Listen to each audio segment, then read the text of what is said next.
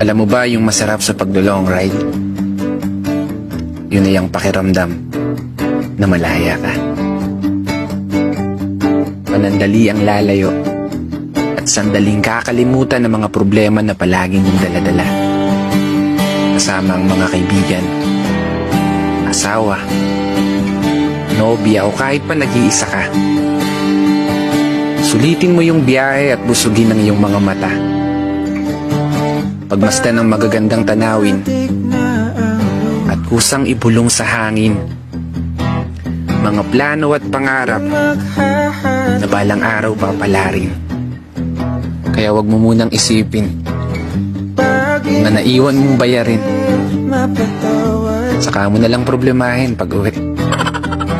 Pero seryoso, ito yung oras mo para sa sarili mo. Oras nyo ng mga taong mahal mo sa buhay, kaya sulitin mo ng todo. Di natin kailangan magmabilis. Makakarating din tayo sa dulo. Enjoyin muna nating pagmasdan ang ganda ng mundo. Santabi muna yung stress, lungkot.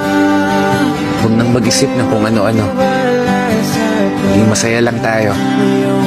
At sulitin ang mahabang paglalakbay nang may bakas ng ngiti sa mukha mo. Kaya isang pagpupugay para sa lahat ng mga kapatid na motorista na patuloy sumasabay sa hamon ng buhay.